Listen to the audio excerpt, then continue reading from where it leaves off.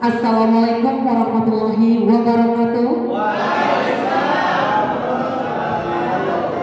Salam sejahtera untuk kita semua. Salam guru penggerak. Baik, tepuk tangan untuk kita semua. Yang terhormat Bapak Kepala SMA Negeri 1 Utan, yang kami hormati seluruh Bapak Ibu guru SMA Negeri 1 Utan, dan yang kami hormati pula rekan-rekan calon guru penggerak SMA Negeri 1 Utan angkatan ke-9. Bapak Ibu hadirin yang kami hormati, pertama-tama marilah kita panjatkan rasa puja dan puji syukur kita kehadirat Allah Subhanahu wa Ta'ala yang pada hari ini kita bisa mengikuti kegiatan bersama, yaitu kegiatan penyebaran pemahaman dan penerapan pengalaman budaya positif calon guru penggerak angkatan ke-9. Tepuk tangan untuk kita semua. Baik, selawat dan salam tak lupa kita persembahkan kepada baginda kita Nabi besar Nabi Muhammad SAW. Bapak Ibu hadirin yang kami hormati, mengawali acara ini marilah bersama-sama kita membaca basmalah. Bismillahirrahmanirrahim. Bapak Ibu guru hebat yang saya hormati, untuk selanjutnya marilah kita dengarkan sambutan dari Bapak Kepala SMA Negeri 1 Utan kepada Bapak Abdullah Hidayati. Silakan.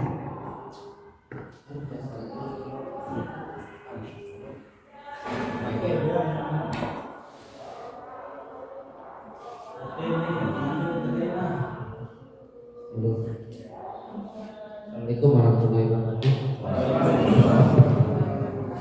Alhamdulillah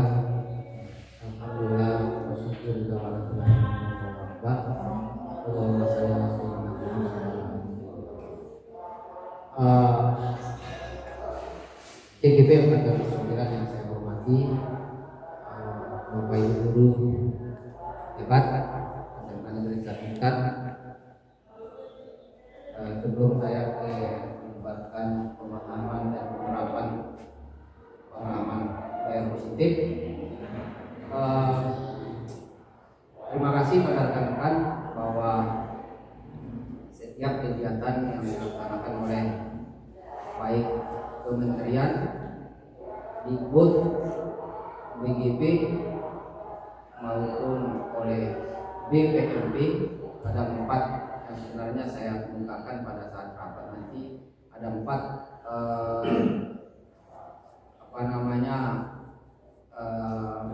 yang menerapkan suatu proses IKM ini yang sekarang memantau kita. Kemana-mana saya tetap disentil atau dikemukakan tentang berapa banyak guru penggerak yang ada di sekolah. Maka ini sebuah kebanggaan yang insya Allah saya secara pribadi maupun kelembagaan itu ditulis memberikan pengarahan atau penguatan atau mendorong teman-teman yang belum untuk melaksanakan kegiatan program calon guru penggerak ini agar kita mengikuti, karena itu sebuah kebanggaan baik di tingkat nasional maupun di tingkat paling bawah di kabupaten ini. Kita lah yang terbanyak. Mudah-mudahan ke depan itu bisa kita tambah dan bisa kita imbangi dengan guru yang akan disertifikasi. Dua ini tidak bisa dilepas satu sama lain, terutama oleh BPMP, karena BPMP itu merupakan suatu lembaga yang akan menjamin mutu baik kualitas sumber daya manusia yang ada di suatu lembaga.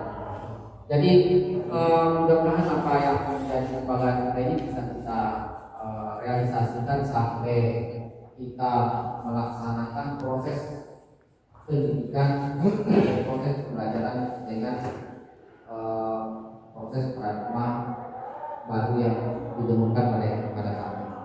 Lalu kita kembali ke materi kita atau tema kita pada hari ini, itu penerapan pengalaman budaya positif. Kegiatan Kepakien itu inilah yang pertama yang ditanyakan. Apa budaya positif yang ada di sekolah? Pertanyaan awal yang diberikan oleh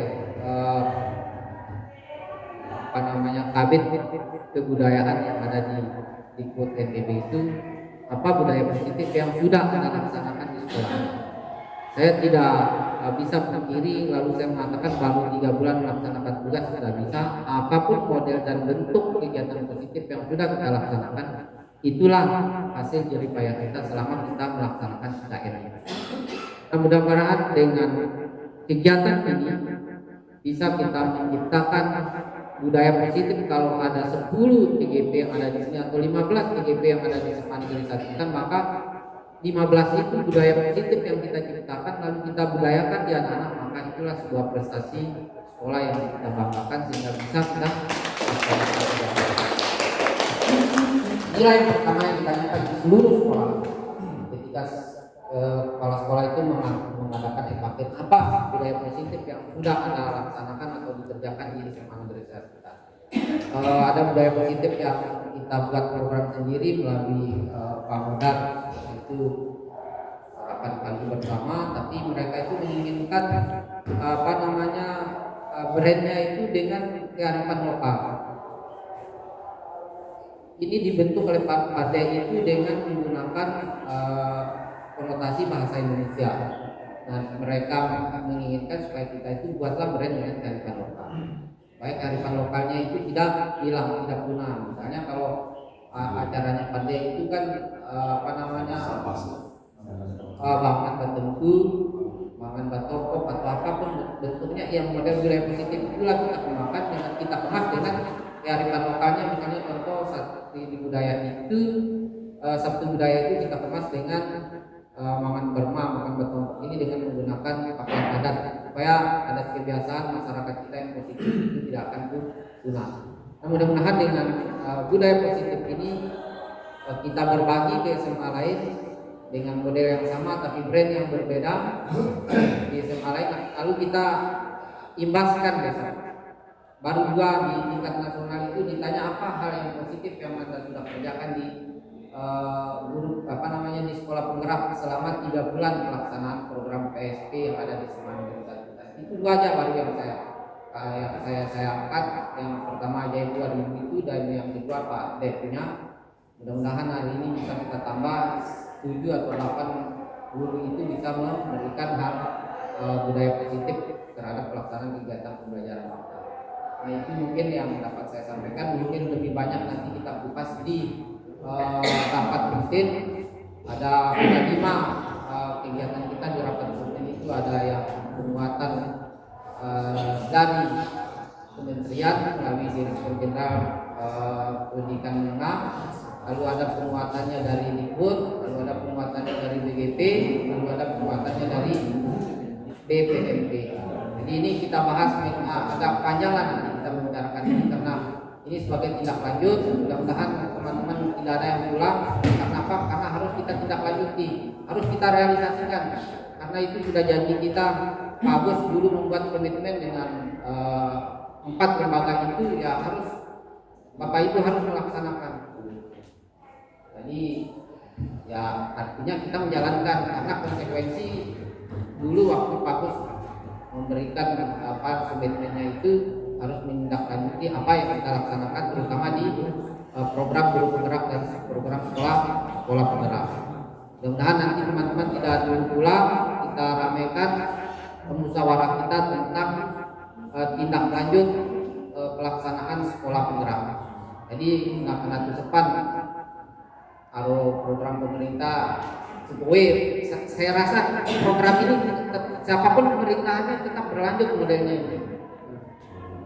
Walaupun dalam bentuk yang berbeda, dikemas dalam bentuk berbeda. Karena dari turunannya bisa lihat itu lembaganya dari atas sampai bawah itu sudah dibentuk lembaganya semua. Lain dengan model-model dulu, walaupun perubahan kurikulum lembaganya tidak dirubah. Tapi sekarang lembaga-lembaga yang menaungi tentang guru penggerak atau sekolah penggerak ini sampai bawah. Jadi intinya pasti akan dilanjutkan. Mudah-mudahan teman-teman yang lain yang belum, mari kita bergerak supaya bisa kita tingkatkan. Dan untuk ikon suatu model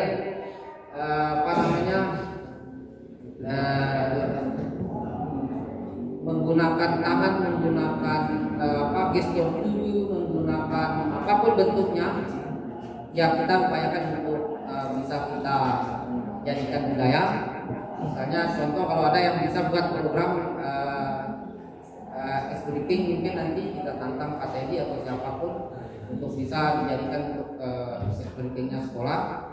Lalu kita tantang lagi teman-teman di bidang olahraga mungkin ya untuk bisa lebih produktif di budaya positif ini di luar program yang sudah dicanangkan oleh Sdikbud itu sendiri. Ya mungkin itu yang dapat saya sampaikan. Saya ucapkan terima kasih. Assalamualaikum warahmatullahi wabarakatuh.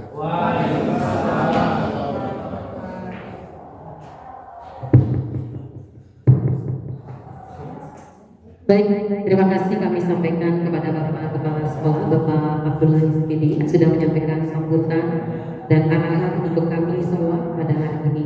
Bapak Ibu yang kami hormati, untuk selanjutnya kami akan mencoba untuk memaparkan tentang penyebaran pemahaman dan penerapan pengalaman budaya sipil. Jadi ini merupakan beberapa slide yang akan ditampilkan nanti, merupakan hasil dari kami menyusun dari CGP Angkatan 9 SMA Negeri Sampurna. Baik, Bapak ini mungkin bisa mencoba untuk dilanjutkan ke slide selanjutnya. Nah, baik Bapak Ibu, jadi yang kami tampilkan pertama adalah tentang budaya positif. Jadi sebenarnya apa sih itu budaya positif? Jadi bisa kita lihat secara bersama-sama bahwa budaya positif itu merupakan perwujudan dari nilai-nilai atau keyakinan universal yang diterapkan di sekolah. Ya. Kemudian budaya positif yang ini mampu menciptakan kolaborasi antara warga sekolah, juga orang tua murid, dan jika terlaksana dengan baik akan memunculkan serta mengembangkan nilai-nilai positif yang dimiliki oleh murid dan akan menciptakan pribadi yang berkualitas dan karakter baik sesuai dengan profil pelajar Pancasila. Jadi dalam pembentukan budaya positif ini kita diminta untuk berkolaborasi. Jadi bukan hanya kita sebagai guru yang ada di sekolah ini berkolaborasi, tetapi kita diminta berkolaborasi untuk dengan orang tua wali murid maupun juga dengan guru-guru yang lain. Dan jika terlaksana dengan baik maka muncullah dengan pengembangan nilai-nilai yang positif. Jadi seperti itu. Nah, kenapa budaya positif ini penting sekali? Karena budaya positif ini merupakan tujuan pembentukan karakter untuk peserta didik kita di sekolah. Itu. Baik, orang itu boleh melanjutkan nanti. Baik, untuk slide selanjutnya Bapak Ibu semua. Ya, jadi ada konsep atau inti dari budaya positif ini ada 7. Yang pertama yaitu perubahan paradigma belajar. Kemudian yang keduanya ada disiplin positif. Dan konsep yang ketiganya itu ada nilai-nilai kebajikan. Yang keempat ada keyakinan kelas. Yang kelima ada kebutuhan dasar manusia. Yang keenam posisi kontrol guru. Dan yang ketujuh, konsep yang ketujuh adalah segitiga restitusi. Saya rasa Bapak Ibu tentu penasaran ya dengan 7 konsep inti budaya positif. Ya, betul ya. Tentunya sangat sekali dengan segitiga restitusi. Betul ya. Penasaran banget. Iya, luar biasa. Betul. Saya pun waktu pertama kali mendapatkan materi ini Bapak Ibu, saya sangat penasaran dengan poin ke-7 segitiga restitusi. Sangat penasaran sekali. Tapi Bapak Ibu nggak perlu khawatir ya. Jadi setiap konsep inti budaya positif ini akan dipaparkan oleh rekan-rekan kami semua dengan secara detail dan rinci. Baik, untuk selanjutnya saya bisa untuk mempersilahkan Bapak Hamidin untuk memaparkan secara rinci mungkin apa itu tentang perubahan paradigma belajar, disiplin positif, nilai-nilai kebajikan hingga segitiga restitusi. Begitu ya. Iya. Silakan, Pak ini. Tepuk tangan dulu untuk Pak ini. Baik, terima kasih.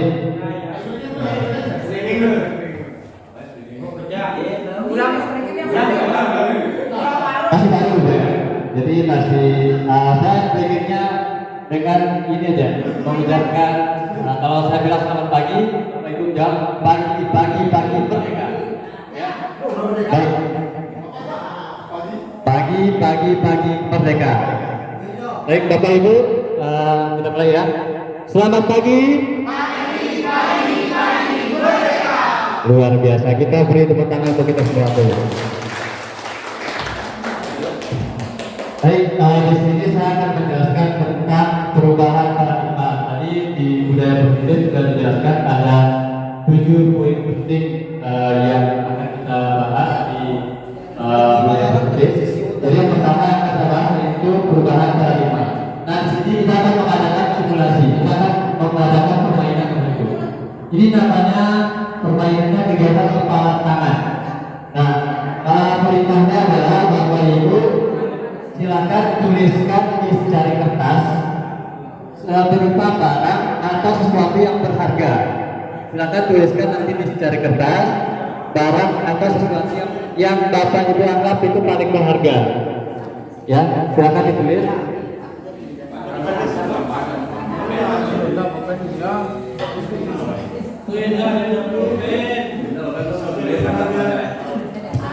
Ya, silakan ditulis barang atau sesuatu yang Bapak Ibu anggap itu berharga. Ditulis, kemudian setelah ditulis Bapak Ibu simpan di telapak tangan, kemudian digenggam. Setelah ditulis Bapak Ibu simpan di telapak tangan, kemudian digenggam. Anak saya. Ditulis barangnya, nama barang atau sesuatu apapun yang berharga dari Bapak Ibu, kemudian diletakkan di telapak tangan, kemudian digenggam. Baik, sudah. Nah, sekarang coba bayangkan teman Bapak Ibu, mungkin teman yang sebelah kiri atau kanan, teman Bapak Ibu ingin mencoba merayu Bapak Ibu untuk membuka kepala tangan Bapak Ibu. Yang teman yang di samping ingin membuka kepala tangan Ibu untuk mencari untuk mengambil sesuatu yang Bapak Ibu simpan di kepala tangan itu. Nah, dengan segala cara, dengan rayuan, dengan ancaman, dengan iming-iming, apa yang akan Bapak Ibu lakukan?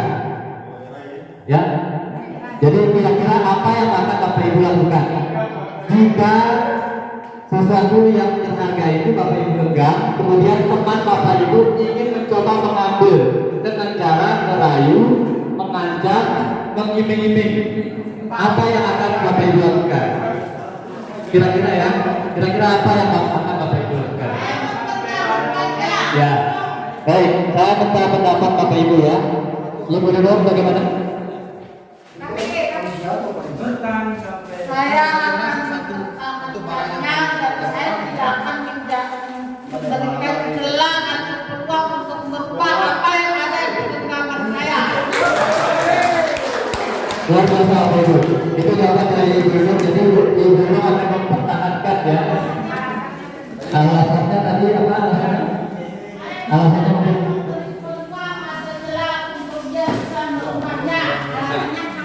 alasannya kenapa? Yang dikatakan Bapak Ibu kan yang ada di genggaman saya ini adalah sesuatu yang sangat berharga bagi saya.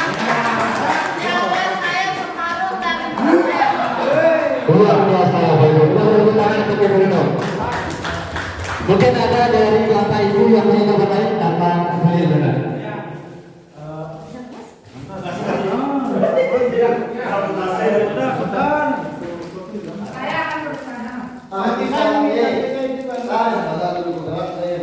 Ya, terima kasih. Ya, jadi kalau menurut saya akan mempertahankan yang walaupun nyawa taruhan. Nah, karena sesuatu yang ada di genggaman saya ini merupakan sesuatu yang berharga. Tanpanya saya nggak akan seperti ini. Terima kasih. Terima kasih luar biasa dari Tampil. Ada yang punya jawaban berbeda? Ada yang Bapak Ibu yang punya jawaban misalnya rela melepaskan yang di genggaman Ibu? Ada nggak?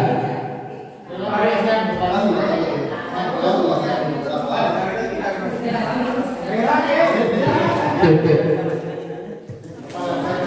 Alhamdulillah karena saya ini termasuk salah satu orang yang mungkin paling ikhlas. Jadi yang walaupun barang yang ada di genggaman saya ini sangat-sangat berharga, tetapi ketika ada seseorang yang memintanya yang lebih menginginkan atau lebih membutuhkan, saya akan sangat ikhlas untuk melepaskan. Luar biasa itu jawabannya ya. Jadi alasannya rela melepas karena orang yang kenal.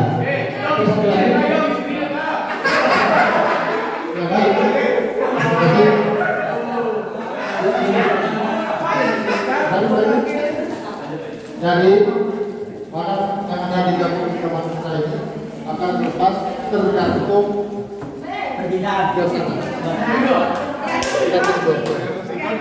bentuk sinkron covid.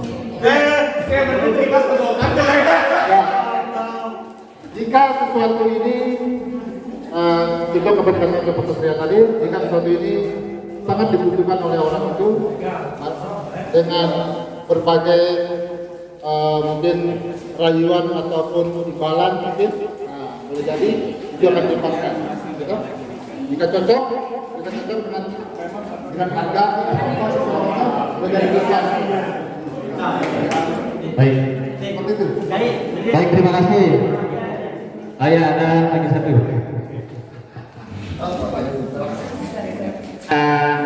Kado warahmatullahi wabarakatuh. Waalaikumsalam. Mungkin ada persamaan dari Satria jawaban saya. Salam bergerak. Iya. Kalau saya sih alur pikir saya kaitannya dengan ini, saya kaitkan dengan saya sebagai pendidik di sekolah. Jadi bagaimanapun ilmu yang kita punyai, jadi bagaimanapun ilmu yang kita punya itu harus berbagi. Itu pun dengan berbagai trik. Dengan berbagai trik. Jadi ilmu yang kita punya walaupun dalam genggaman kita, jadi sesuai dengan aturan atau suasana kaitannya dengan bahasa katakan itu bisa kita berikan kepada siswa itu sendiri. Jadi tetap saya kaitkan dengan kita sebagai tenaga pendidik. Terima kasih. Baru dulu itu tadi jawaban semuanya. Sekarang pertanyaan ketiga. Siapakah yang memegang kontrol Bapak Ibu? Dari genggaman itu siapakah yang memegang kontrol untuk membuka ataupun mempertahankan? Siapa yang memegang kontrol? Kita sendiri. Dan Bapak, saya sendiri. jawab. Waalaikumsalam. Genggaman yang saya tinggal ini sama dengan jawabannya sama. Saya akan membagikannya. Karena ini barang yang sangat berharga. Baik, luar biasa. Jadi siapa yang mampu mengontrol? Siapa yang pegang kendali apakah kita mau melepas atau tetap menggenggam? Siapa yang mengontrol? Kita sendiri, Bapak Ibu. Jadi sepakat semua ya, yang mengontrol itu adalah kita sendiri. Mempertahankan perubahan. Lanjut. Nah, inilah yang dimaksud dengan perubahan paradigma, Bapak Ibu. Kita semua di sini berada di sini merupakan produk dari suatu pendidikan. Nah, pendidikan yang kita alami pada zaman dahulu ya, waktu kita sekolah itu kurikulumnya berbeda dengan saat ini. Perbedaannya kenapa? Karena ada perubahan zaman, Bapak Ibu. Jadi zaman dahulu mungkin Bapak Ibu yang sudah senior mungkin dengan kurikulumnya masih menggunakan misalnya kalau diperintah guru, kalau dikontrol sebagai gurunya guru. Zaman sekarang berbeda, Bapak Ibu. Jadi kalau kita memerintah seseorang, kita memerintah murid, belum tentu dia akan nurut. Ya. Nah, makanya perubahan paradigma. Kalau dulu cenderung kita menggunakan paradigmanya itu stimulus respon. Kita memberikan stimulus karena akan direspon. Dan untuk sekarang ada namanya teori kontrol atau pilihan. Sama dengan yang kita simulasikan tadi, genggaman itu bahwa yang memegang kontrol adalah kita sendiri. Sama dengan dunia pendidikan, maka yang memegang kontrol adalah murid kita sendiri. Ya. Perbedaannya dengan stimulus respon dengan teori kontrol ini, yang pertama, dalam stimulus respon kita mencoba mengubah orang lain agar berpandangan sama dengan kita. Nah, itu dalam pandangan stimulus respon. Dalam teori kontrol kita berusaha memahami pandangan orang lain tentang dunia. Jadi pandangan itu berbeda-beda, ya. Orang-orang punya pandangan tersendiri tentang dunia. Kemudian yang kedua, perilaku buruk dilihat sebagai suatu kesalahan. Itu Bapak Ibu pernah mengalami juga ya. Pada zaman-zaman dahulu perilaku buruk itu memang anggapan kita sekarang pun masih ada yang beranggapan bahwa perilaku buruk itu adalah suatu kesalahan. Tapi dari teori kontrol, semua perilaku itu memiliki alasan. Dan nanti lebih lanjut akan dijelaskan nanti di teori apa namanya motivasi ada nanti. Kemudian yang berikutnya, orang lain bisa mengontrol saya. Nah ini sesuai nggak dengan simulasi yang kita buat tadi? Yang simulasi yang kita buat tadi yang bergambar tanah, orang lain bisa mengontrol saya, sesuai atau enggak? Tentu berbeda Bapak ya, karena hanya Anda, tadi kita sudah sepakat yang bisa mengontrol gambar tanah kita adalah kita sendiri. Jadi teorinya menyatakan bahwa hanya Anda yang bisa mengontrol diri kita sendiri. Kemudian berikutnya, saya bisa mengontrol orang lain, dan teori stimulus respon itu bahwa kita bisa mengontrol orang lain. Tapi dalam teori kontrol, kita tidak bisa mengontrol orang lain dulu. Kemudian pemaksaan ada pada saat bukan gagal. Kalau kita membujuk seseorang, kalau tidak malu, paksa dia. Dan itu berdasarkan teori stimulus respon. Dan dalam teori kontrol, jadi tidak ada pemaksaan ya, yang ada itu kolaborasi dan konsensus. Itu menciptakan pilihan-pilihan. Ya. Kemudian dalam stimulus respon itu model berpikirnya menang kalah. Tapi dalam teori kontrol, model berpikirnya adalah menang-menang.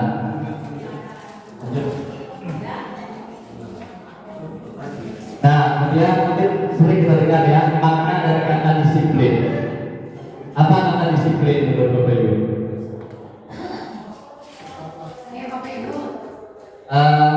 Sebelum kita beralih ke sini ya, menurut pemahaman Bapak Ibu yang terlintas di pikiran kita, kata disiplin itu apa?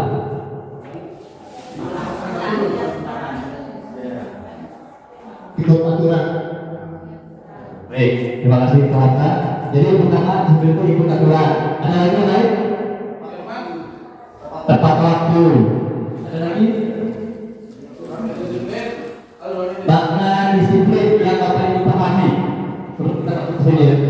Yang Bapak Ibu pahami makna disiplin itu apa?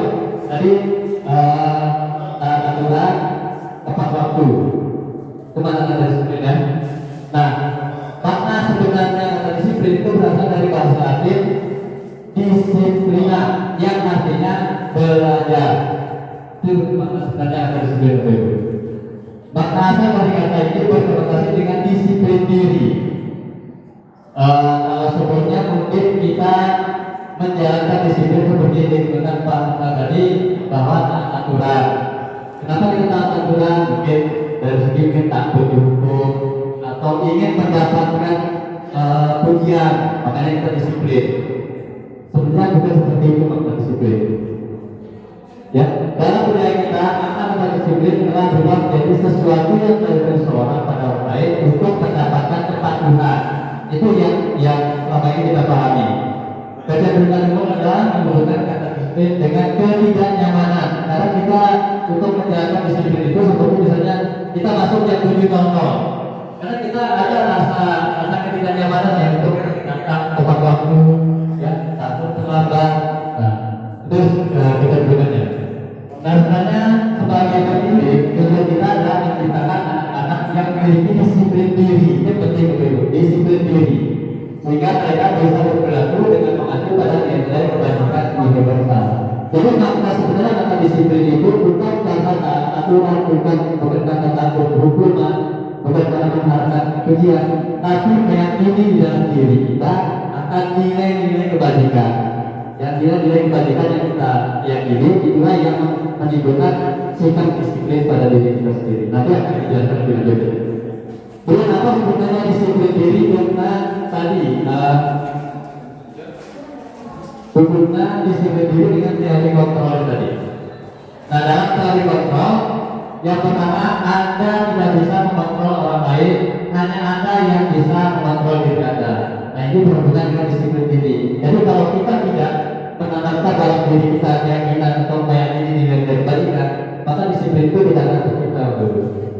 Kita jangan hanya mengandalkan disiplin itu karena takut dihukum atau melakukan ibadah, tapi nilai-nilai kebajikan yang akan kita yakini. Kemudian semua perilaku memiliki tujuan. Nah, ini akan dijelaskan dalam teori motivasi. Nanti ya, teori motivasi itu ada motivasi seseorang untuk melakukan sesuatu itu ada untuk menghindari hukuman, mendapatkan pujian, atau untuk menghargai diri sendiri. Nah, itu hubungannya dengan disiplin diri tadi. Kemudian kalau kita berpikir benar-benar kolaborasi dan koordinasi menciptakan pilihan-pilihan baru. Ini hubungannya dengan 5 posisi kontrol. Nanti mungkin dari diri kita Bapak Ibu sering menjalankan 5 posisi kontrol ini sebagai pembunuh, teman, nanti kebiasaan diri. Kemudian ada realitas kebutuhan kita berbeda. Kita berusaha memahami pandangan orang lain tentang dunia. Nah, setiap orang memiliki gambaran yang berbeda. Ini hubungannya dengan 5 kebutuhan dasar manusia. Ya, dan ini berhubungan semua merujuk kepada makna disiplin dengan nilai kebajikan. Dan nanti dalam penerapannya kita bisa menerapkan segitiga restitusi dan membuat keyakinan kelas. Mungkin itu saja yang dapat saya jelaskan. Lanjut akan dilanjutkan oleh rekan saya. Terima kasih. Assalamualaikum warahmatullahi wabarakatuh.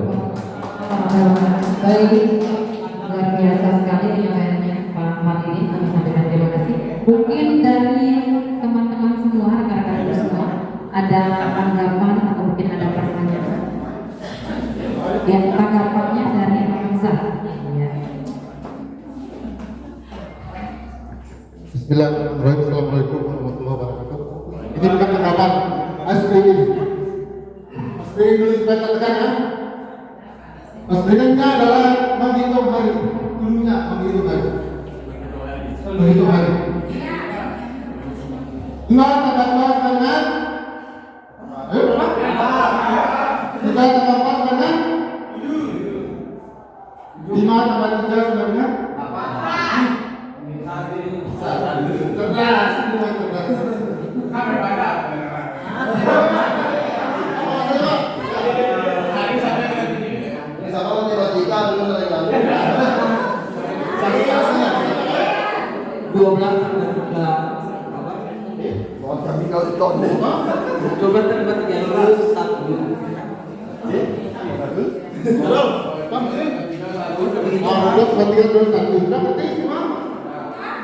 jadi saudari klunya adalah menghitung hari. Begini, 4 tambah 5 berapa? 4 tambah 5? 2.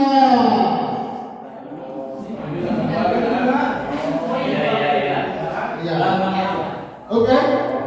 Sudah siap, men? Oke. Klunya adalah menghitung hari. Bukan bumi bulan, kan? Bumi bulan.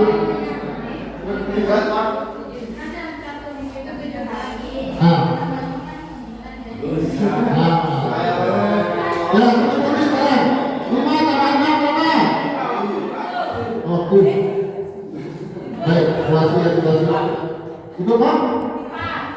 Hah? 4.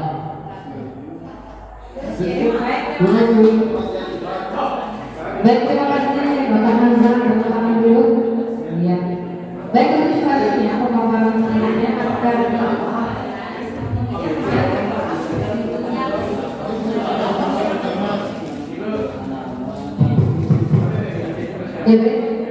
untuk selanjutnya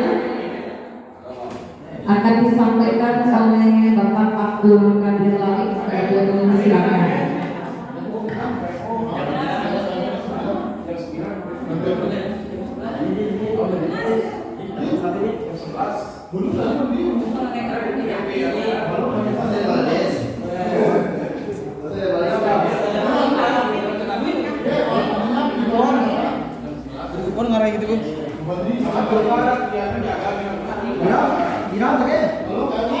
Masih lagi satu pelajaran lagi Pak.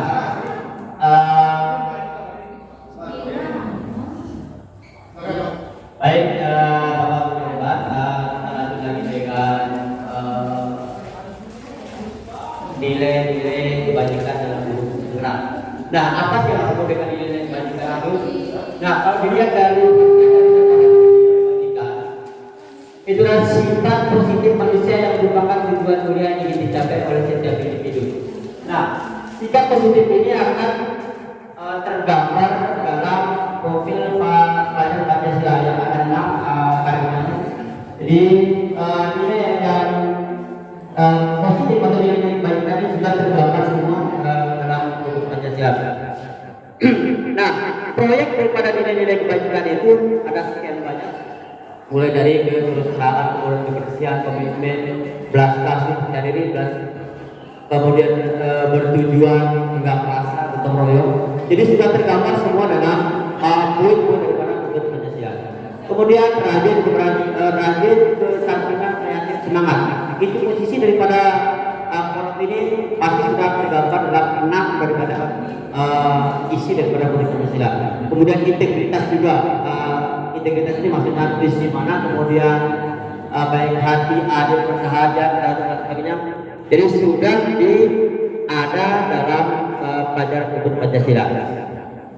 Next. Nah, apa sih hubungannya? Profil Pancasila dengan nilai kebajikan itu? Kalau dilihat, nah hubungan antara profil Pancasila dengan nilai kebajikan ibaratnya mata uang yang bersama. Ibaratnya mata uang dua sisi.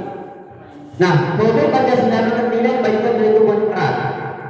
Kenapa? Profil Pancasila merupakan penunjukan dari nilai-nilai kebajikan yang ditanamkan pada diri seorang pelajar atau murid. Kemudian nilai kebajikan ini menjadi landasan. Jadi menjadi landasan bagi kita atau bagi siswa atau pelajar untuk berperilaku dan bersikap baik dalam kehidupan sehari-hari. Apakah itu di sekolah, apakah di luar dan sebagainya.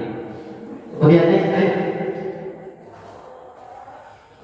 Nah, jadi yang berikutnya adalah motivasi perilaku.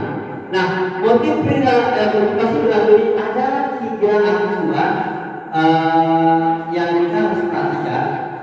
Ada yang disebut dengan untuk apa menghindari tidak nyaman atau hubungan. Ini kaitannya dengan siswa. Yang kedua, untuk mendapatkan imbalan untuk menghargai orang lain itu seperti apa. Kemudian ketiga, untuk menjadi orang yang mereka inginkan dan menghargai dari diri sendiri dengan nilai yang mereka percaya. Nah, kita bahas satu. Kaitannya dengan menghindari ketidaknyamanan atau hubungan. Nah, murid akan bertanya, apa yang akan terjadi apabila saya tidak melakukan hal tersebut? Nah, kaitannya dengan pertanyaan itu merupakan muncul dari motivasi eksternal muncul dari luar daripada suatu saksian. Kemudian kedua, murid bertanya, apa yang akan saya lakukan apabila saya lakukan hal tersebut? Ini dari eksternal juga. Kemudian murid akan bertanya, akan menjadi orang seperti apa jika saya melakukan itu? Ini muncul murni dari dalam diri pribadi kalian semua. Oke, itu. Nah, motivasi kaitannya dengan motivasi semua pasti berkembang dari dalam diri individu atau diri seorang itu. Nah, motivasi ada yang bersifat eksternal, ada yang bersifat internal. Nah, motivasi bersifat eksternal melakukan disiplin di terdapat takut, bisa saja seperti itu. Kemudian menghindar dari lingkungan atau mengharapkan akan penegakan. Kemudian motivasi internal, jelas internal ini muncul dari dalam diri seorang. Dikatakan karena bahwa nilai-nilai kebajikan dalam dirinya pasti ada kaitannya dengan harga moralnya daripada kebajikan daripada diri sendiri. Kemudian saya lanjut yang terakhir. Nah, jika murid ada satu kasus kaitannya dengan kasus murid datang terlambat di sekolah, maka seseorang murid itu akan memperlakukan biasanya tiga prinsip. Jadi ada yang hukuman, kemudian konsekuensi seperti apa, kemudian seperti apa. Nah, kaitannya dengan hukuman, murid disuruh bersedia berdiri di depan kelas. Ini akan berbentuk hukuman. Ini sering kita suruh anak-anak seperti ini dulu kalau sudah ada. Kemudian guru marah-marah murid. Masih banyak yang kita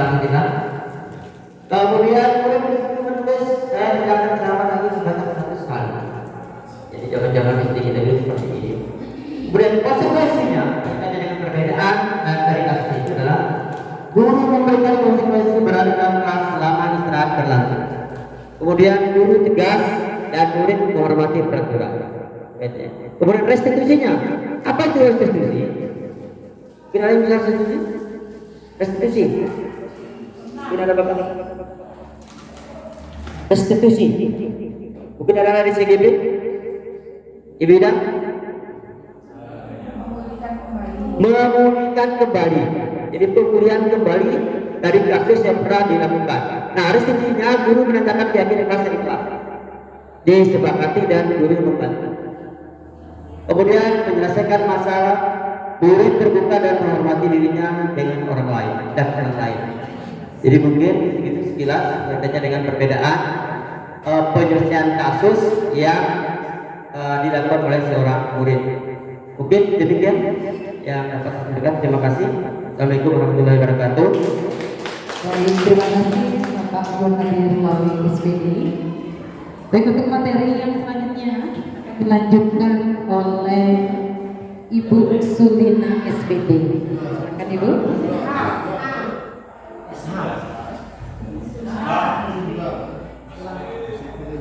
Baik, untuk materi selanjutnya akan dilanjutkan oleh Ibu Sulina SH. Silakan Ibu Sulina SH. Terima kasih. Terima kasih. Di sini saya akan melanjutkan materinya, yaitu materi tentang keyakinan kelas. Mungkin Bapak Ibu di sini pernah mendengar kata-kata keyakinan kelas tidak? Belum. Seperti apa bentuk keyakinan kelas kalau menurut Bapak Ibu? Keyakinan siswa dan murid untuk melakukan kegiatan pembelajaran. Iya. Terus seperti apa lagi Bapak Ibu? Apakah ini termasuk aturan atau bagaimana kalau keyakinan kelas ini? Peraturan. Ya. Peraturan. Kita lanjut dari peraturan. Sekarang saya tanya dulu sebentar ya Bapak Ibu. Apakah sama tidak keyakinan kelas dengan aturan atau peraturan yang ada di sekolah kita? Tidak sama. Benar, itu adalah tidak sama. Karena kalau peraturan itu adalah wajib kita lakukan. Tapi kalau keyakinan kelas itu adalah kita meyakini. Karena itu adalah merupakan sesuatu yang harus kita lakukan. Baiklah, di sini saya akan menjelaskan di sini tentang keyakinan kelas, ya. Di sini yaitu sesuatu yang dapat diyakini bersama yang berasal dari penyatuan pikiran untuk menjadi nilai-nilai kebaikan yang diturunkan di kelas. Dalam arti di sini kita akan membuat dari lingkup yang kecil dulu untuk membuat suatu keyakinan kelas. Bisa lihat. Warna soal. Kurang. Ya, terus. Bapak Ibu, di sini ada beberapa bentuk keyakinan kelas. Di sini lebih abstrak dari peraturan. Dalam arti di sini kita membuat suatu keyakinan itu yang mudah kita pahami, terutama yang mudah dipahami oleh murid kita. Terus yang kedua di sini sedikit saja agar mudah diingat, tidak berpanjang lebar, tapi sedikit. Misalnya kita membuat kalimat positif yang simpel-simpel saja yang mudah diingat oleh murid. Terus yang ketiga berupaya pernyataan universal. Dalam arti universal di sini berlaku bagi seluruh murid atau siswa. Dan yang keempat sesuai dengan kondisi kelas agar mudah diterapkan. Dalam arti di sini kita sesuaikan dengan kelas yang kita ajar. Misalnya antara kelas IPA dan kelas IPS kadang-kadang kan berbeda. Nah di situ kita akan sesuaikan Bapak Ibu. Terus di sini yaitu dibuat dalam bentuk positif. Dalam arti di sini kita akan membuat keyakinan kelas dengan kata-kata positif, yaitu jangan dengan membuat kalimat negatif. Misalnya jangan membuang sampah sembarangan. Kata jangan itu kan sudah membentuk dalam kalimat negatif. Makanya di sini kita akan mengubah dalam bentuk kalimat positif. Contohnya katakan. Buanglah sampah pada tempatnya. Buanglah mantan Pak. Itu lain lagi Pak. Terus kita lanjut. Semua warga kelas ikut serta. Dalam arti di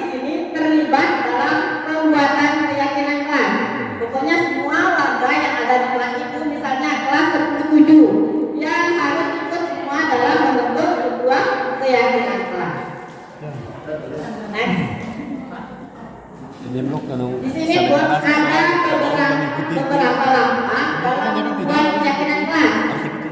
Di sini langkah yang pertama, membuat peraturan yang menghasilkan disiplin positif. Membuat aturan. Aturan dalam arti di sini kita mencari dari kata-kata aturan. Misalnya di situ. Kesepakatan ya. Ya, buat kesepakatan. Misalnya di situ aturan buanglah sampah pada tempatnya. Nah, nanti kita akan mengubah kata-kata itu dari aturan menjadi kalimat positif.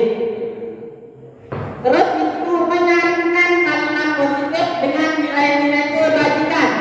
Nah, di sini kita menyaringkan kalimat positif dengan nilai-nilai kebajikan yang sudah dijelaskan tadi oleh Bapak Abdul Qadir Rawi. Terus di sini kita menyusun keyakinan. Di situ ada istilahnya tabel T dan tabel Y. Next Pak.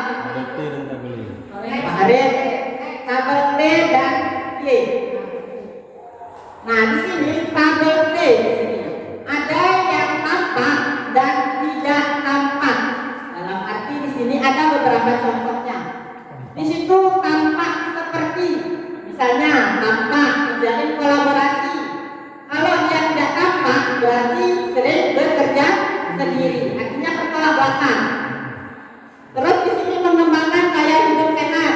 Berarti kalau dia mengembangkan gaya hidup sehat, kalau tidak tampaknya membuang sampah sembarangan. Terus membangun persahabatan. Kalau tidak tampak berarti dia sering berselisih. Paham. Ya. Terus menyapa teman dengan guru setiap hari. Berarti dia acuh kepada teman dan guru. Terus yang terakhir di situ mengembalikan barang teman yang telah dipinjam dan mengucapkan terima kasih. Tetapi kalau yang tidak tampak, di situ dia mengembalikan barang telah dipinjam dan meletakkan sembarangan tanpa dia mengembalikan barang tersebut. Orang itu terima kasih ya. Iya, itulah yang tidak tampak.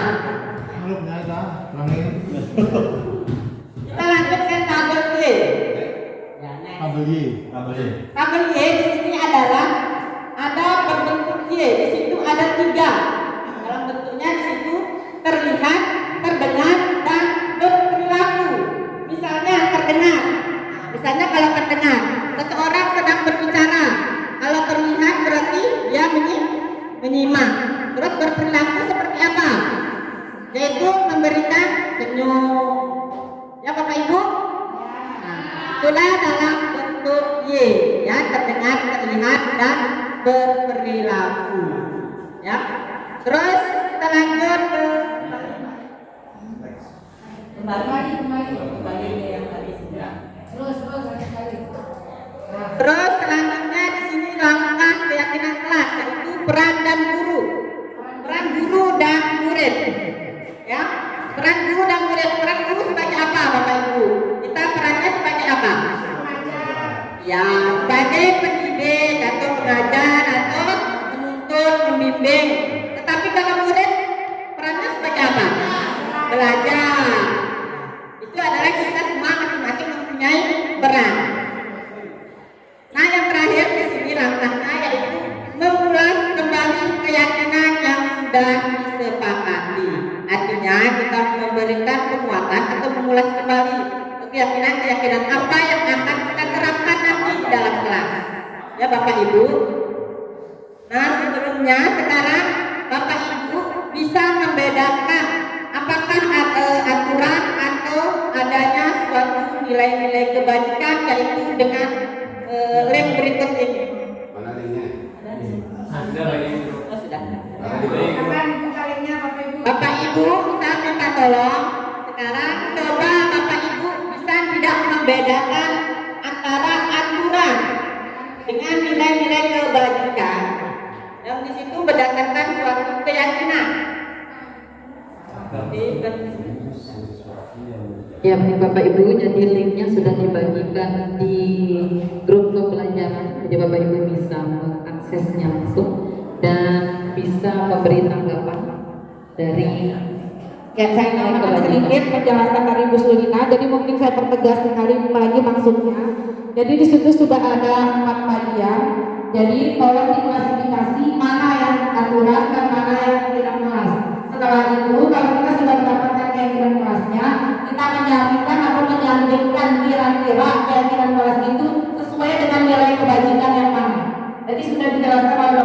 Gunung Lawe ada beberapa nilai kebajikan di sana. Jadi kira-kira nilai kebajikan apa yang tepat atau sesuai dengan keyakinan kelas yang sudah disepakati. Jadi dipilih dulu Bapak Ibu yang mana aturan dan yang mana keyakinan kelas. Kalau itu berupa peraturan berarti dirubah dulu menjadi kalimat yang positif, barulah bisa menjadi keyakinan kelas. Silakan Ibu Sulina, sepertinya sudah ada tanggapan dari rekan-rekan guru yang lain. Di sini yang pertama di situ kembalikan barang ke tempatnya, ini ada menurut Ibu Gunung yaitu aturan. Terus ya peraturan. Baru ada orang. Mana yang lain? Yang kedua itu dilarang mengganggu orang lain. Itu termasuk peraturan. Terus kalau Ibu Gunung di situ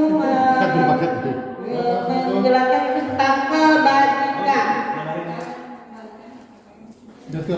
Keyakinan selektif. Edit dulu dong, bisa dibagikan. Kita boleh Ya terus yang ketiga itu latihan di sekolah 15 menit sebelum pembelajaran dimulai. Di situ Pak Musa di situ mengatakan ya dalam mengatakan kalau hadir di sekolah itu adalah merupakan keyakinan kelas. Terus aturan ini siapanya? Tidak ada namanya. Ya. Apa nama itu aturan? Baca. Mana yang lagi? Bisa keluarin diri.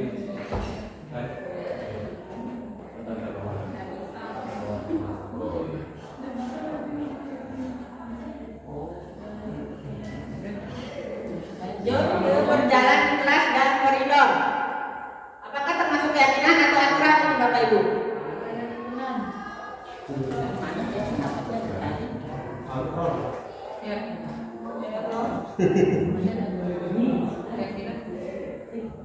Keyakinan. Ya, berjalan di kelas dan koridor itu merupakan keyakinan kelas. Nah, dilarang merokok itu merupakan keyakinan kelas atau aturan Bapak Ibu? Aturan. Aturan. Ya, ini siapa yang menjawab keyakinan tadi ini? Tapi belum paham. Aturan. Kalau hadir di sekolah 15 menit sebelum pelajaran oleh itu merupakan aturan. Nah, perhatikan Bapak Ibu, nilai ini semua adalah termasuk nilai-nilai kebajikan. Ini merupakan semua adalah aturan. Kalau aturan yang sudah kita buat, kita akan kebangsa menjadi kalimat positif. Nah, itulah yang akan kita buat dalam sebuah keyakinan kelas. Ya Bapak Ibu. Mungkin Bapak Ibu bisa menerapkan nanti di kelas masing-masing. Di sini kan Bapak Ibu juga sebagai wali kelas bisa diterapkan supaya anak-anak kita di sini bisa meyakini kalau kita sudah membuat keyakinan kelas. Ya Bapak Ibu, terima kasih. Baik, terima kasih Ibu Sulina SH atas penyampaiannya tentang keyakinan kelas. Luar biasa pemaparannya. Baik, untuk selanjutnya kita persilakan kepada Bapak Arif Budiman SPD untuk melanjutkan pembicaraan. Silakan Pak Arif. Oke, terima kasih Miss Cantik. Sebelum kita mulai ini kayaknya tegak-tegak sedikit ya. Kita breaking dulu kan. Jadi keluhnya itu huruf kedua, ya. Keluhnya huruf kedua. Oke, saya coba ya. Setelah huruf keduanya kacamata. Sekarang plastik.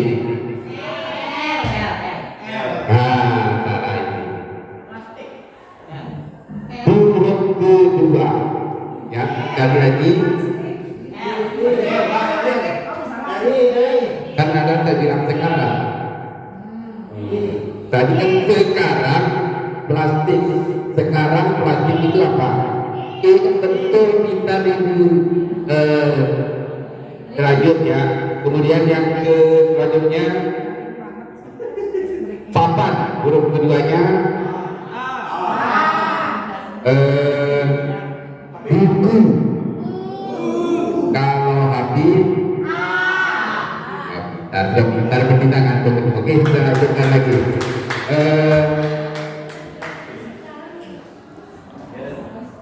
Ini kebutuhan dasar manusia. Jadi seluruh perilaku yang dilakukan murid pada dasarnya memiliki tujuan tertentu. Murid memiliki kebutuhan dasar itu ketika melakukan perbuatan.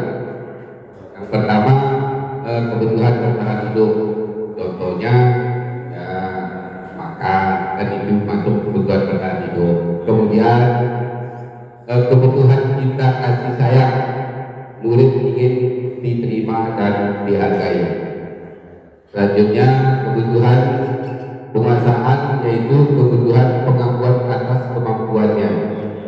Kemudian selanjutnya kebutuhan kebebasan, yaitu kebutuhan akan pilihannya. Jadi siswa itu akan pilihannya masing-masing sesuai dengan kemampuannya.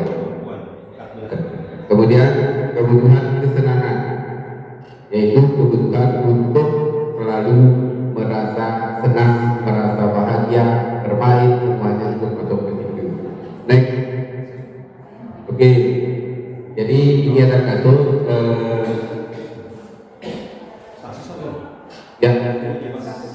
kasus ya. Tahun ini Dimas bergenap berusia 17 tahun. Dia senang sekali ketika ayahnya mulai mengajarkan cara menyetir mobil. Setiap akhir pekan dia berlatih menyetir. Ya terlihat senang sekali berlatih sampai akhirnya bisa menyetir mobil dengan baik. Dan lancar ketika ibunya bertanya, Dimas, apa yang membuat dia ingin bisa menyetir mobil?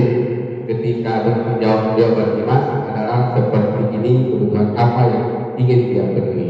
Jadi ada pertanyaan di sini, jawaban Dimas kebutuhannya. Jadi aku merasa bangga dan keren, itu termasuk kebutuhan apa?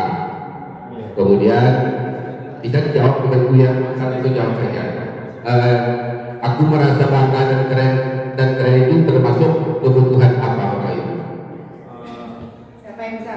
Ayo, mungkin ada kebutuhan lahir.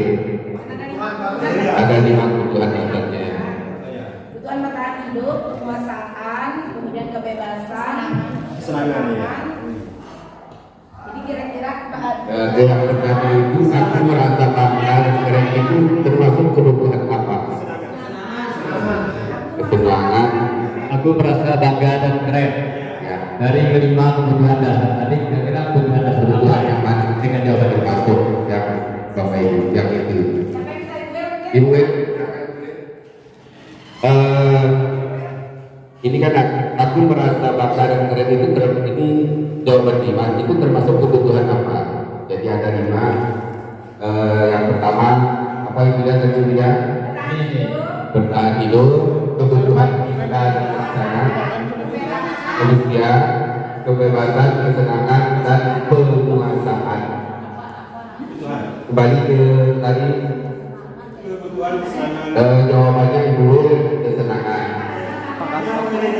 Kesenangan. Jadi ada yang lainnya? Melalui bagaimana melalui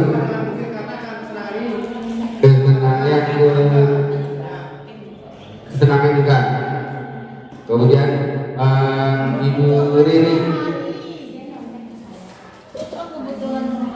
aku merasa bangga dan keren. Itu jawaban Dimas. Ini termasuk kebutuhan penguasaan, ya. Jadi kembali tadi kembali kita Presiden, ya penguasaan itu kebutuhan pengakuan atas kemampuannya. Ya jadi perhatikan juga 5 kebutuhan. Lanjut ke kedua. Oke, yang kedua, biar bisa jalan-jalan naik mobil sama teman-temanku. Itu termasuk itu nanti kita disimpan saja dulu ya. Nanti kita bahas yang itu ya. Kembali yang kelima. 5 menit untuk menjawab, nanti kita cocokkan dengan kunci jawaban kira-kira siapa yang benar. Ya, dari 5 jawaban tadi sudah jelaskan 5 program dasar manusia, Bapak Ibu ya. Dari jawaban 5 ini, silakan Bapak Ibu tuliskan kebutuhan dasar apa yang diberi dan sebagainya. Disimpan jawabannya, nanti kita lihat di slide berikutnya akan kami tampilkan jawaban yang sebenarnya. Nanti kita buktikan siapa yang berapa benar kita. Oke, kembalikan sebentar pemerintah ke ingat dulu katanya yang ketiga. Yang pertama bertahan hidup, kemudian kebutuhan cinta dan kasih sayang, ketiga kebutuhan penguasaan, kebutuhan kebebasan dan kebutuhan ketenangan. Bisa ya, tanya di memorinya Bapak Ibu. Ibu ini pintar-pintar Ibu ini. Oke, silakan masuk ke yang pertama. Aku merasa bangga dan keren. Itu termasuk kebutuhan apa? Silakan dijawab Bapak Ibu. Kunci jawabannya direkam saja seperti katanya Bapak itu, jangan dikasih ke orang lain.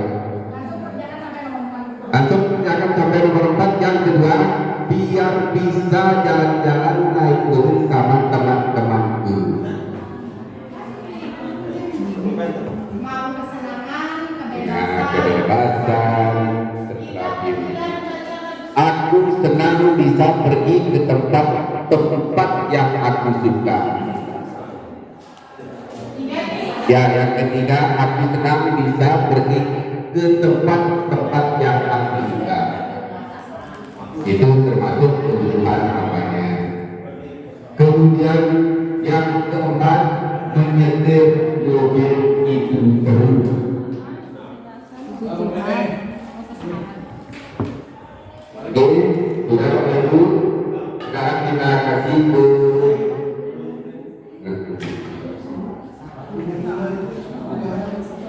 Ibu Nunung dulu, silakan Ibu Nunung dijawab dulu, nanti kita kasih semuanya.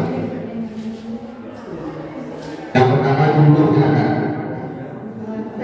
Ya. Aku merasa bangga dan keren. Penguasaan. Ya, itu. Yang kedua, biar bisa jalan-jalan naik mobil sama teman-temanku. Kesenangan. Kesenangan, mantap dulu. Yang ketiga, aku senang bisa pergi ke tempat-tempat yang aku suka. Termasuk kebebasan. Lanjut, menyetir itu perlu. Kebebasan juga. Ya, silakan masuk baru. Lanjut. Baca aja. Aku merasa bangga dan keren. Memang kebanggaan itu. Yang kebangsaan. Kemudian dia bisa jalan-jalan mobil sama teman-temanku. Hebat. Iya, ada jawabannya. Oh iya. Tujuan baru ya, karena di bahasa Inggris kan kita bukan orang Inggris, kita orang. Lagi satu di lagi tertekan dulu. Yang ketiga mana? Freedom. Ya, menyetir itu yang keempat kebebasan. Oke, terima kasih Bapak Ibu. Sekarang kita lihat jawabannya. Yang nomor 1 itu termasuk penguasaan. Yang keduanya cinta kasih sayang dan rasa diterima.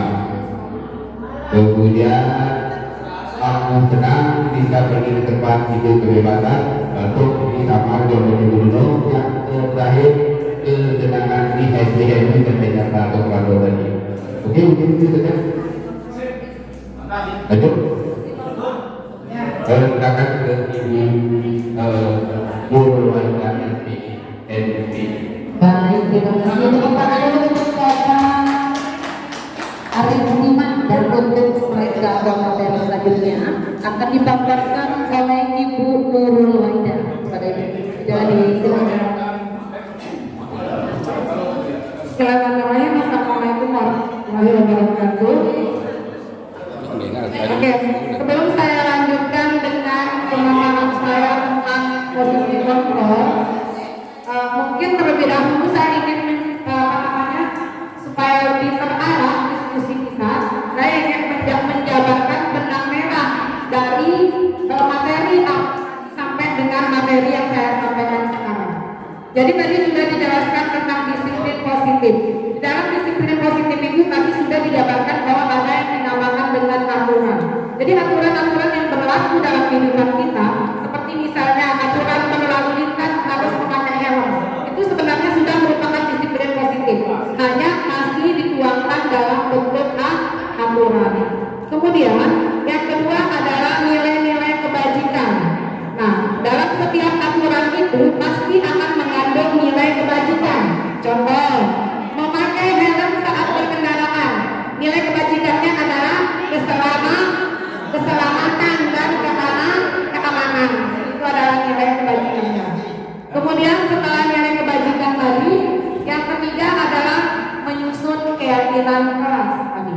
Jadi menyusun keyakinan kelas tadi berdasarkan nilai positif atau nilai kebajikan yang sudah dijabarkan. Nah, akan tetapi pada prakteknya keyakinan kelas yang kita sepakati tidak menutup kemungkinan ada siswa yang melanggarnya. Ada siswa yang melanggar keyakinan kelas yang kita sepakati ini. Nah, keyakinan kelas itu kenapa mereka melanggar? Melanggarnya berdasarkan karena 5 kebutuhan dasar manusia. Jadi alasan dia melanggar itu bisa yang dipahami. Bisa karena dia ingin bertahan hidup, melanggarnya karena itu adalah kesenangan, melanggarnya karena itu adalah kebebasan, kemudian melanggarnya karena itu adalah dia ingin merasa terima dan dicintai, dan seterusnya. Nah, ketika terjadi pelanggaran, maka kita sebagai guru yang terlibat langsung dengan siswa tentu saja harus memiliki upaya bagaimana caranya agar pelanggaran itu tidak selalu terjadi. Nah, dengan demikian saya akan memaparkan sekarang posisi kita sebagai guru dalam menghadapi siswa yang melanggar peraturan, yaitu ada 5 posisi kontrol dari kita sebagai guru yang sudah sering kita jalani sehari-hari. Ya, posisi kontrol yang pertama adalah menghukum. Kita introspeksi diri pasti pernah melakukan posisi ini semua. Kemudian yang kedua adalah membuat rasa bersalah. Kemudian yang ketiga adalah posisi sebagai teman. Kemudian yang keempat adalah sebagai pemantau, dan yang terakhir adalah sebagai manajer. Idealnya adalah manajer. Tapi kalau kita belum sampai ke manajer, bisa kita usahakan sampai pemantau. Yang penting bagaimana caranya sekarang supaya kita tidak lagi di posisi penghukum, membuat rasa bersalah ataupun posisi teman. Nah, untuk lebih jelasnya saya akan menayangkan dulu video, baru nanti kita ke sini. Silakan Pak Marudin.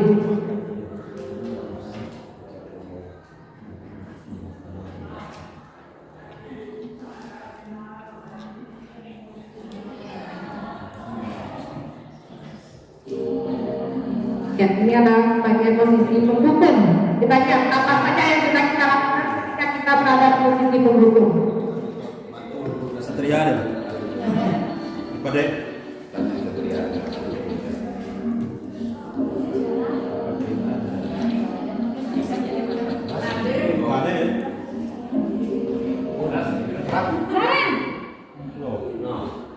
sini kamu. Ya, ada yang titik nenek. Selalu terlambat. Kamu deh, pasti terlambat. Aku, saya. Apa? Apa coba? Alasan kamu apa lagi? Kapan sih kamu tidak terlambat? Malas sekali ya kamu jadi anak. Dasar pemalas. Apa sih kamu? Aku sudah bilang kamu terlambat. Sana, kamu Baik, kelihatan wajahnya yang sering melakukan ini. Kenapa saya harus jadi lapangan basket, Bu? Kenapa? Kamu melawan ibu? Berani-beraninya jawab. Sudah terlambat, masih berani jawab pula. Sekarang, keliling lapangan basket 5 kali sekalian. Biar kapok. Cepat. Pergi sana ke lapangan basket. Posisi Ya, itu adalah posisi penghukum. Siapa yang sering melakukan penghukum? Jujur. Nah, sebelum kita mengenal ada 5 posisi kontrol, kita selalu berada di posisi pertama. Ya. Lanjut dengan yang kedua, Pak Martin. Ini murid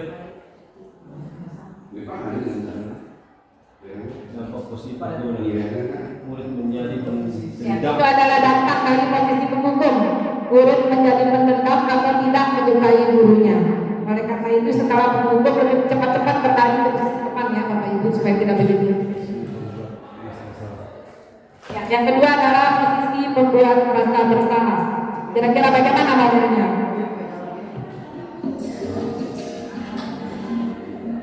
Kita mana? Kapal dulu. Sama menggambarkan 5 posisi kontrol. apa pula? Selamat pagi Bu. Naren, kamu kenapa terlambat lagi nak? Tidak bahasa dan Naren, kamu senang ya bikin ibu susah ya? Kalau kamu terlambat lagi, nanti ibu yang ditegur bapak kepala sekolah nak. Mau di kelas ya? Sampai ibu tidak bisa mengajar kamu. Duh, gimana ini? Sama yang mikirin mau kuliah nggak? Maaf Bu. Duh, Gusti Naren, kamu suka ya kalau ibu ditegur bapak kepala sekolah? Udah sih, ini. Terus, sekarang ibu harus tulis apa ya buku absen? Ini kamu sudah sering terlambat loh. Ibu harus apa coba? Maaf Bu. Maaf sekali. Ya sudah, lain kali jangan bikin ibu susah lagi ya nak ya. Ibu tidak akan kuat lagi kalau kamu begini terus. Bisa jantungan kalau ibu tegur bapak kepala sekolah. Sana cepat ke kelas. Maaf ya Bu. Maaf sekali. ya, kita lihat kira-kira dampak apa yang akan terjadi pada murid kalau kita berada pada sebagai guru yang membuat posisi membuat merasa bersalah. Yang pertama adalah akan membuat murid merasa bersalah, kemudian merasa dirinya kalau dia itu identitasnya gagal, kemudian dia akan merasa rendah diri dan menarik diri dari lingkungan. Itu dampaknya. Ya, kita lanjut yang ketiga. Sebagai teman.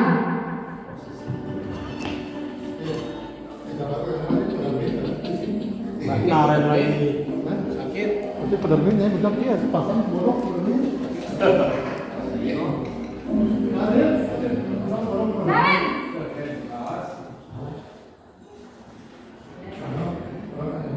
Selamat pagi Bu.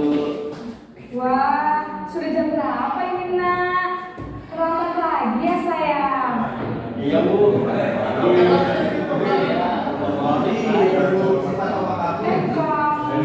yang paling kamu. Bukannya anak yang larinya paling kencang. Kok terlambat sih? Iya Bu. Saya memang selamat bangun tadi. Jadi biar bisa lari kencang, tetap gak kekenjar Bu. Ya sudah sana. Nanti lain kali larinya lebih kencang lagi ya. Biar gak terlambat lagi. Bikin seneng ibu demi ibu. Bisa kan? Bisa lah Bu. Ya sudah sana masuk kelas. Ibu beresin urusan absen kamu. Kamu ini ada saja. Ya. Kira-kira apa dampaknya? Oke, jadi dampaknya adalah murid akan bergantung kepada satu orang. Kemudian murid tidak mandiri dan tidak bisa berpikir untuk diri sendiri. Itu kalau kita selalu berada di posisi absennya. Kita lanjut dengan posisi pemantau. Namun hanya pada orang tertentu saja.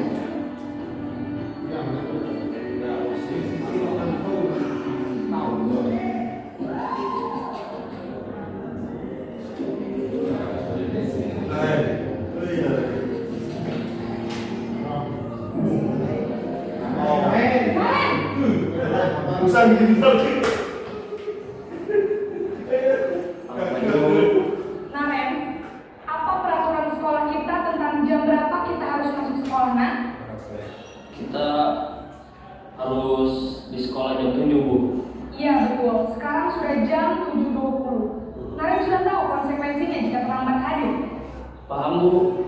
Saya harus tinggal kelas pas jam istirahat selama 20 menit. Iya benar, konsekuensinya demikian. Jadi nanti jam 9.30 pas istirahat, kamu harus tinggal di kelas, kerjakan tugas tambahan untuk ketertinggalan kamu, ya? Baik, Bu. Itu adalah posisi pemantau.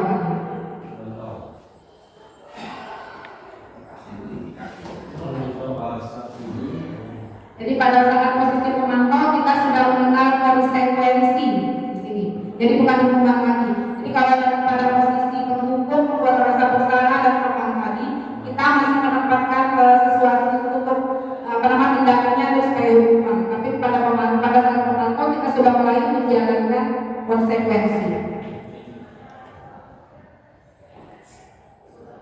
Kemudian yang terakhir adalah Pak Marudin.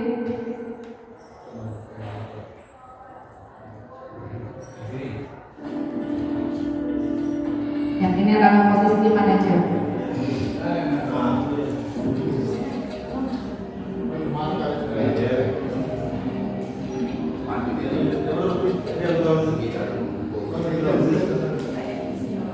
Naren!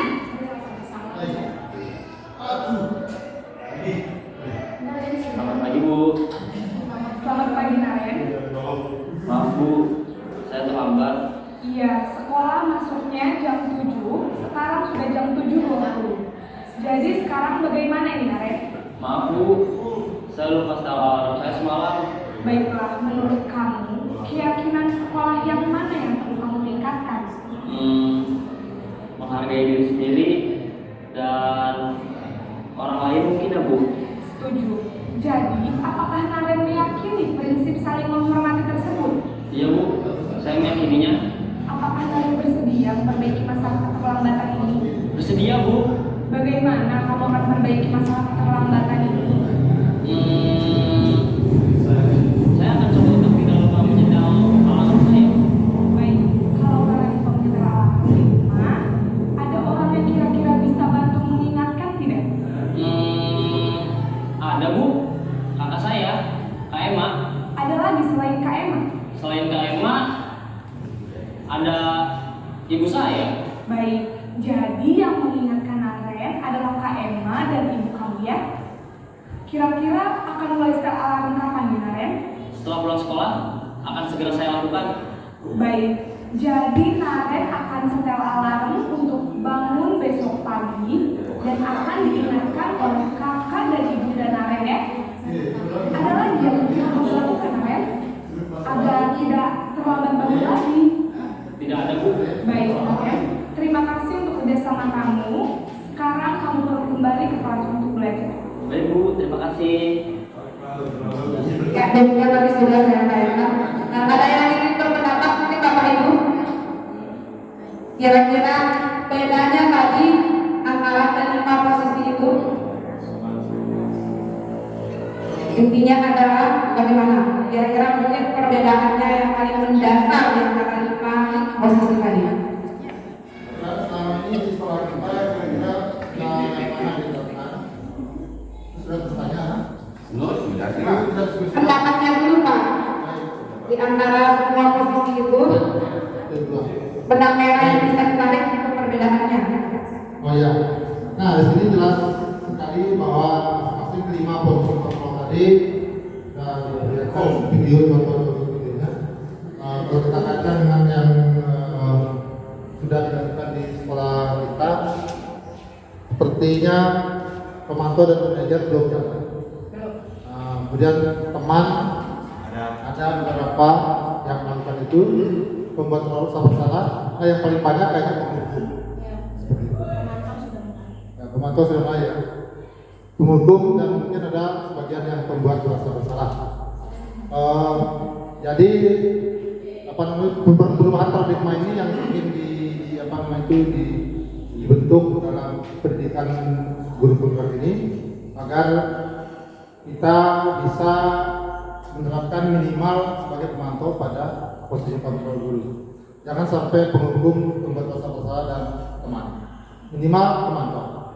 Lebih bagus apabila di posisi manajer.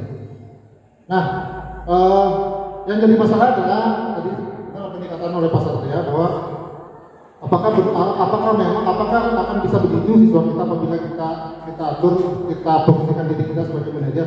Nah, dia nyambung benar bahwa saya akan begini. Jadi menurut saya itu perlu sosialisasi dulu. Jadi perlu disampaikan kepada siswa tentang keyakinan kelas atau keyakinan sekolah. Sehingga apabila kita menerapkan posisi kita sebagai manajer, mereka sudah sama tahu bahwa posisi kita dalam hal melakukan kesalahan seperti ini. Itu pendapat saya. Ada lagi yang lain? Ya. Silakan Kak Lalu.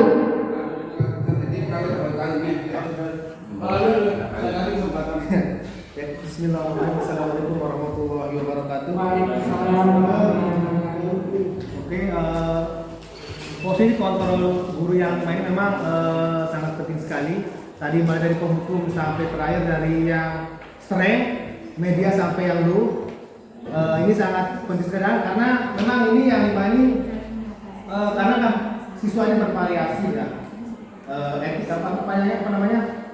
Ini dari sifatnya dan sebagainya. Mungkin nanti siswa yang lain misalkan diada mungkin kita pakai yang menghukum, mungkin yang siswa yang B misalnya kita pakai nanya dan sebagainya. Dan ini semoga menjadi inspirasi kita semua, terutama saya pribadi yang posisi kontrol dulu. Ini sudah jago. Sekian. Ya, terima kasih Pak Lalu. Kalau bisa jangan Pak Lalu, kita menghindari menghukum Pak Lalu, tidak boleh lagi. Tidak boleh lagi kita dengan menghukum. Ya, sudah, oke. Silakan Pak Satria.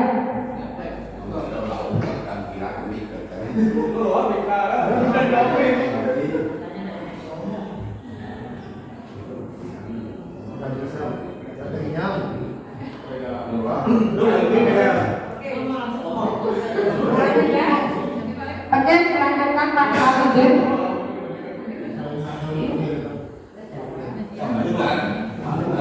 Lanjut selanjutnya. Nah, ini. Di sini ada beberapa contoh, jadi cukup 5 saja. Saya pikir kita akan jawab bersama saja ya. Jadi ini adalah pernyataan atau kalimat, kemudian posisi kontrol manakah yang mengatakan kalimat seperti itu.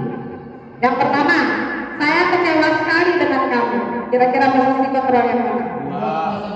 Membuat rasa bersalah. Sepakat? Sepakat. Ya. Yang kedua, kamu tidak pernah benar melakukannya. Tidak tepuk tangan. Ya, yang ketiga, ayolah lakukan demi saya. Teman, ya.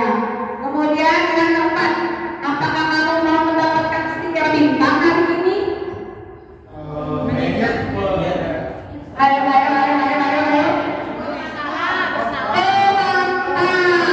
Ya, betul sekali begitu. Terakhir, bagaimana kamu bisa menyelesaikan masalah ini? Oke, cukup ya. Tepuk tangan dulu buat kita semua. Ternyata jawabannya benar semua. Ya, nah untuk mewujudkan posisi manajer, salah satu caranya adalah dengan penerapan segitiga restitusi. Karena akan dilakukan oleh Ibu Hidayati untuk segitiga restitusi. Terima kasih. Ya, terima kasih sekali untuk paparan dari Ibu Nurwanita. Dan untuk selanjutnya kita simak bersama pemaparan dari Ibu TSB. Silakan Ibu Ida. Baik, terima kasih Bu Pertiwi. Baik Ibu, tadi kita sudah mendengarkan 7 konsep disiplin positif dan ini adalah konsep disiplin terakhir ya dari budaya positif. Tadi sudah dipaparkan oleh beberapa rekan calon guru penggerak angkatan 9. Baiklah, saya akan melanjutkan mengenai konsep disiplin dengan pendekatan restitusi.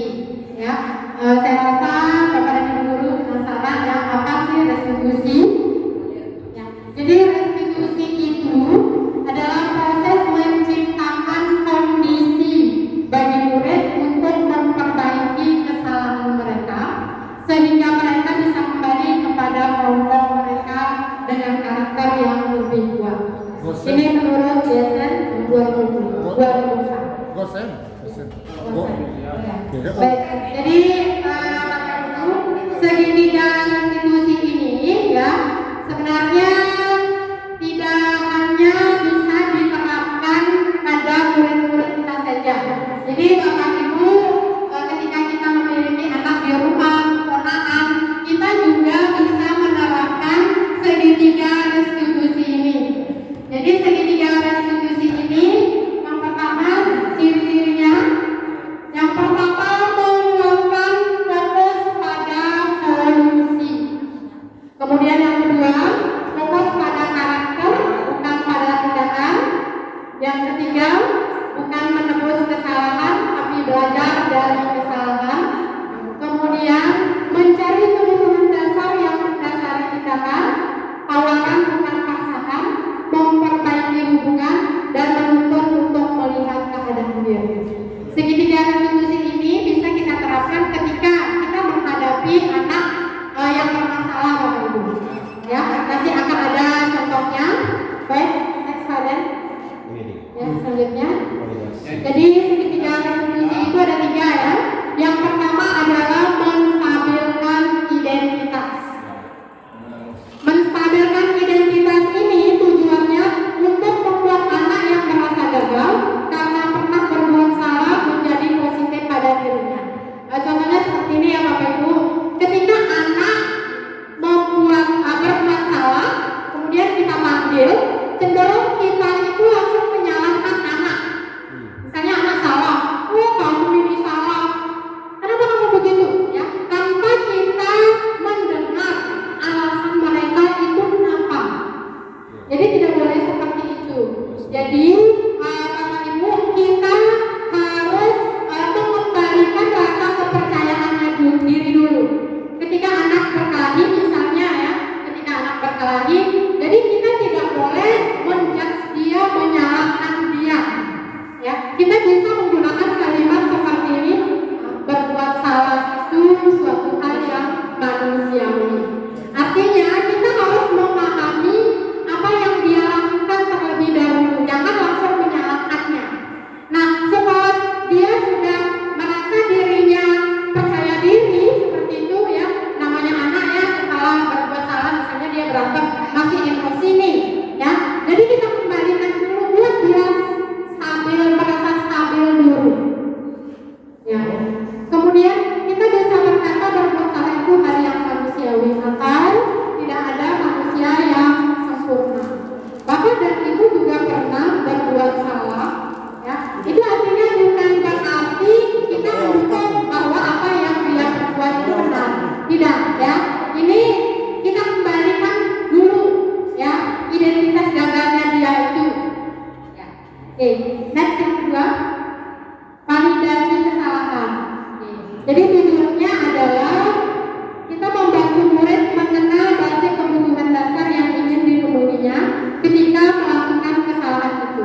Apa kebutuhan yang dibutuhkan seperti yang sudah dijelaskan tadi, apakah dia kebutuhannya itu kesenangan kah, kebebasan kah, seperti itu. Dan atau kita menanyakan apa alasannya dia melakukan kesalahan. Jadi kita bisa menggunakan dialog ini. Kamu pasti punya alasan mengapa melakukan itu ya. Nah, kalau kita sudah menstabilkan identitasnya, kemudian memvalidasi kesalahannya, anak itu akan bercerita dengan sendirinya. Tetapi kalau kita ketika anak bermasalah kemudian kita menimpali dia, langsung memarahi dia, saya yakin anak itu tidak akan mau bercerita. Kalau kita intinya adalah kita memahami posisinya dia, dengan sendiri anak itu akan bercerita mengalir sendiri karena apa, dia merasa nyaman dengan kita ya. Oke. Kemudian yang ketiga, menanyakan keyakinan. Nah, setelah proses pertama tadi sudah dilakukan, proses kedua juga, kemudian anak itu sudah tenang, kita tanyakan keyakinannya ya. Murid melihat kesalahannya dihubungkan dengan norma-norma sosial dan nilai-nilai yang mendasari manusia berinteraksi dengan orang lain. Contohnya apa nilai kita percaya di kelas atau di sekolah kita. Jadi setelah kita menstabilkan kesalahan, menstabilkan identitas,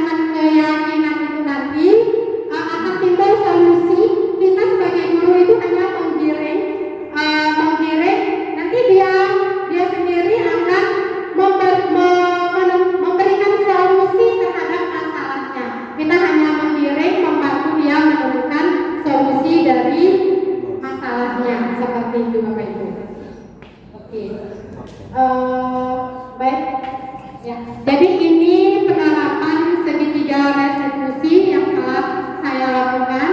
Ini ceritanya adalah si Citra yang pekerjaannya itu selalu dicontek oleh temannya. Kemudian dia marah sampai membanting kursi. Ya, mari kita simak bersama-sama Bapak Ibu.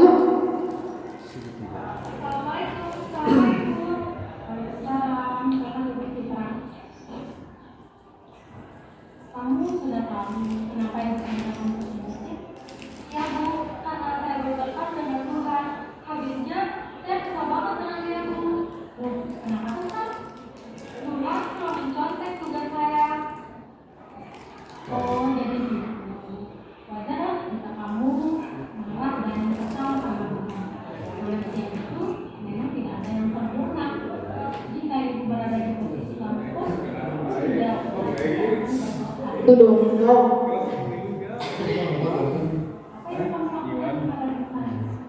Saya marah-marah Bu. Tanpa sadar, saya membanting kursi yang ada di dekatnya. Tuhan marah lagi. Kamu berbuat seperti itu. Ya, masa saya harus diam saja? Saya sudah susah payah mengerjakan tugas, tapi Tuhan selalu mencontek dan tidak mau berusaha sendiri. Ya wajar lah kalau kamu merasa marah karena kamu tidak rela pekerjaanmu yang teknis. Ibu sangat menghargai tindakan kamu yang tidak berburu-buru. Seperti itu misalnya. Ya Bu. Sekarang tindakan kamu marah sampai membanting kursi itu akan sesuai. Menurut kamu, keyakinan kelas apa yang sebenarnya? Saling menghargai dan menghormati antar teman ya Bu? Ya, betul. Menurut kamu, saling menghargai dan menghormati antar teman itu penting tidak? Ya, penting Bu. Baik. Kalau menurut kamu itu penting, jadi keyakinan apa yang harus kamu lakukan pada saat kamu sedang marah? Balong tinggi terang. Oh, ya jam dong sih, jangan salah lagi. Jangan salah lagi. Tetap tuh.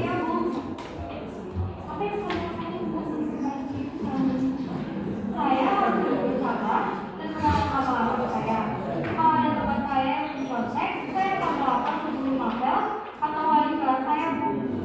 Sekali sekali dengan kamu. Semangat ya. Sekarang,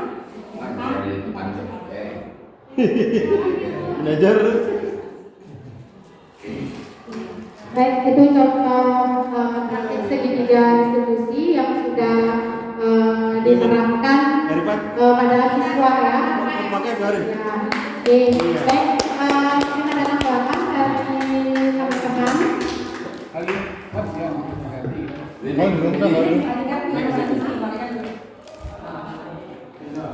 Mana mau gojek, langsung pesatnya. Ini yang berlawan kan?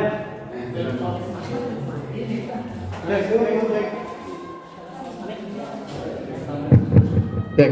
Bismillahirrahmanirrahim. Assalamualaikum warahmatullahi wabarakatuh. Barusan apa yang disampaikan oleh Ibu Nur Hidayati, strategi apa? Restitusi ya, segitiga restitusi.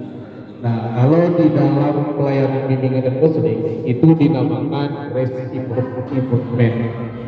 Risk improvement, yang artinya itu adalah strategi yang dilakukan oleh guru bimbingan dan konseling untuk melakukan perubahan perilaku atau tingkah laku. Dalam pelayanan bimbingan dan konseling itu adalah risk improvement dengan beberapa pendekatan. Nah, ini saya hanya menyimpulkan apa yang disampaikan tadi itu. Sebenarnya apa yang disampaikan oleh hari ini oleh teman kita TIB itu tidak jauh berbeda dengan pendekatan atau teknik-teknik yang ada di dalam pelaksanaan bimbingan dan konseling. Nah, tetapi saya hanya sekedar menyampaikan saran karena di dalam pelaksanaan konseling seperti apa yang sudah dilakukan teknik konseling yang sudah dilakukan oleh Ibu Ida dan itu sebenarnya itu sudah sangat bagus. Tetapi yang terpenting dalam pelaksanaan konsep itu adalah bagaimana cara di tahap awal itu, bagaimana caranya kita membina hubungan yang baik dengan peserta didik atau sponsor. Dengan beberapa cara.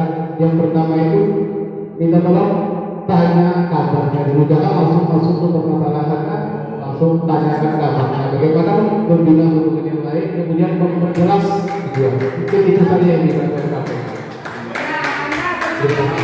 Satu lagi, boleh oke.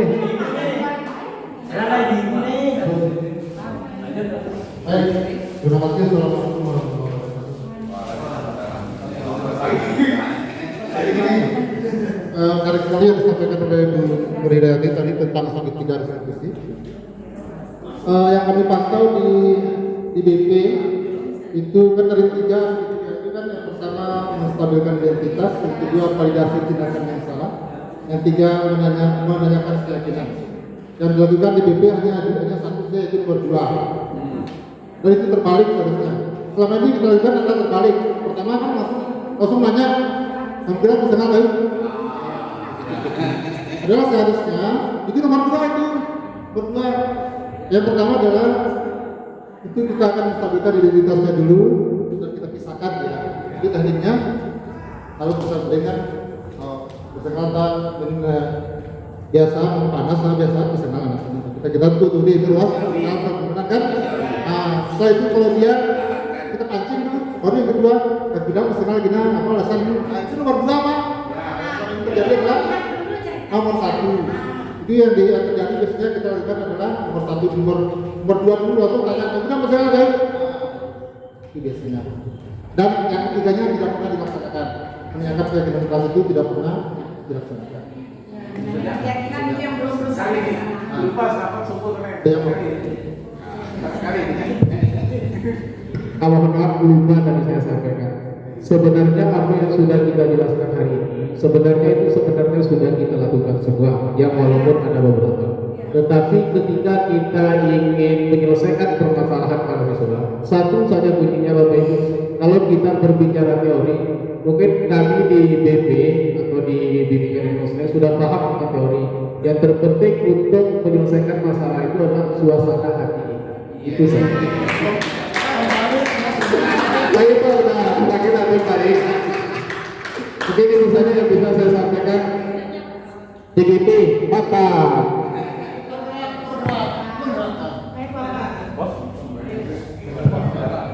baik Bapak Ibu, jadi apa yang tadi dipaparkan semoga bisa menjadi pengalaman bagi kita, introspeksi bagi kita, bagaimana cara kita menyelesaikan permasalahan anak-anak, bagaimana kita memposisikan diri, apakah kita masuk ke posisi kontrol yang mana. Jadi kita dari apa yang dipaparkan tadi semoga bisa menjadi pengalaman bagi kita untuk mengintrospeksi diri.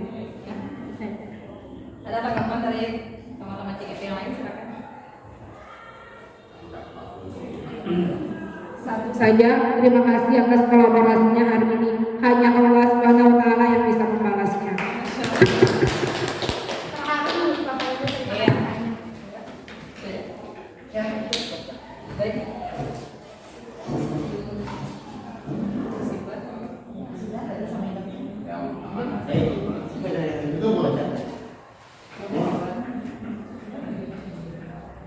Ya baik Bapak Ibu guru hebat SMA Negeri 1 Hutan yang kami banggakan, luar biasa supportnya yang sudah membantu kegiatan kami untuk memaparkan tentang budaya positif dengan kegiatan kami calon guru penggerak angkatan ke-9.